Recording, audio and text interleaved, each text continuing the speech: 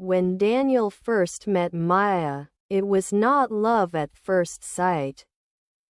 It was a rainy afternoon at the university library. The windows were misty, and the quiet hum of turning pages filled the room. Daniel was searching for a history book he needed for class when he realized someone else was reaching for the same copy. "I think we found the last one," Maya said with a small smile. Daniel laughed nervously. "You can take it. I'll survive." But Maya shook her head. "Or we can share." That was how it started. Not with fireworks, but with a shared table, 2 cups of cheap coffee, and long conversations about dreams, fears, and the future. Over the next few months, their friendship grew. They studied together. They walked home together. They talked about their childhood memories, their families, and the kind of people they wanted to become. Daniel admired how kind Maya was. She listened carefully when others spoke. She volunteered at a children's center on weekends. She believed that people could change for the better. Maya liked how gentle Daniel was. He never tried to impress anyone. He was thoughtful. When she spoke about her worries, he didn't interrupt or joke, he simply listened. One evening, as they sat by the lake near campus, the sky turned orange and pink. The water reflected the sunset like a painting. "Do you ever feel scared?" Maya asked softly. "Of what?" Daniel replied. "Of loving someone too much." Daniel was quiet for a moment. Then he said, "I think love is always a little scary. Because when you love someone, you give them the power to hurt you." Maya looked at him. "And is it worth it?" He met her eyes. "I think so." That was the night Daniel held her hand for the first time. Their relationship changed slowly after that. They were no longer just friends. They were something deeper, something fragile and beautiful. They learned each other's habits. Maya liked to read before sleeping. Daniel hummed softly when he was nervous.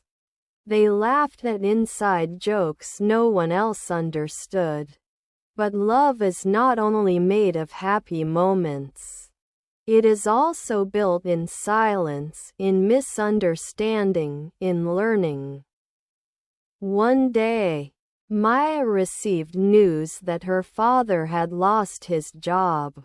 She was worried about her family. She became distant, quiet. Daniel felt her pulling away but didn't know how to help. "Talk to me," he said one night. "I don't want to be a burden," she replied. "You're not," he said gently. "We're a team." That word, team, stayed with her. Over time, she opened up again. She cried in his arms. She shared her fears.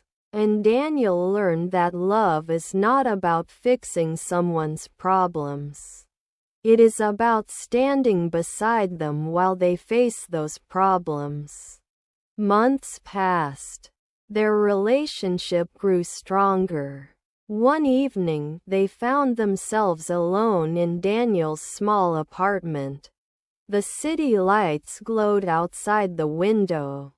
Soft music played in the background. They were sitting close together on the couch, talking about the future, about careers, about travel, about maybe one day building a home.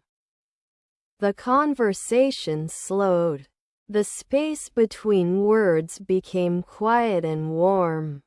Daniel touched her hand. Maya looked at him, her heart beating fast. There was no pressure, no rush, just a question in their eyes. "Are you okay?" he asked softly. She nodded. "Are you?" "Yes." That night, their closeness became deeper than before. It was not about passion alone. It was about trust. They moved slowly, carefully, always checking in with each other. There was nervous laughter. There were quiet pauses. There was tenderness. For both of them, it was a moment filled with emotion, not because it was perfect, but because it was shared with care and respect. Afterward, they lay side by side, listening to the sound of their breathing. Maya rested her head on his chest. "I was scared," she admitted. "So was I," Daniel said. "But I felt safe." He smiled. "That's what matters." In the weeks that followed, they discovered something important. Physical closeness did not replace emotional closeness. It deepened it. They still talked for hours. They still studied together. They still argued sometimes about small things, like which movie to watch or who forgot to buy groceries. But now there was a stronger sense of connection. They learned that intimacy is not only about bodies. It is about vulnerability. It is about saying, "This is who I am," and trusting the other person to stay. One afternoon, they had their first serious argument. Maya felt that Daniel was spending too much time preparing for an internship interview and not enough time with her. Daniel felt pressure about his future and didn't understand why she seemed upset. Voices rose. Feelings were hurt. For a moment, both wondered if love was enough. But later that night, Daniel knocked on her door. "I don't want to win," he said quietly. "I want to understand." Maya opened the door slowly. "I don't want to fight either," she replied. They sat down and talked, really talked. Not to prove a point. Not to defend themselves. But to listen. That conversation changed them more than any romantic moment ever could. Because love is not tested when everything feels good. It is tested when things feel difficult. Years later, when they looked back on their early relationship, they did not only remember the first kiss or the first night they shared together.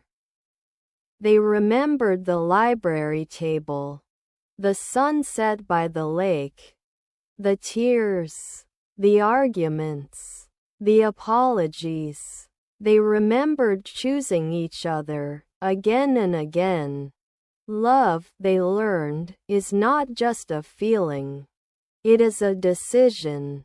Physical intimacy was a chapter in their story, but not the whole story. It was meaningful because it grew from trust, respect, and emotional connection. And that is what made it beautiful. On their 5th anniversary, Daniel took Maya back to the lake where they first held hands. The sky was painted orange again. "Are you still scared?" Maya asked with a smile. "Of loving you too much?" Daniel said. She nodded. He looked at her with warmth and certainty. "I'm not scared anymore. Because love isn't about losing yourself. It's about growing together. Maya squeezed his hand. They stood there quietly, watching the water reflect the fading light. Their journey had not been perfect, but it had been honest. And sometimes, that is the most powerful kind of love there is.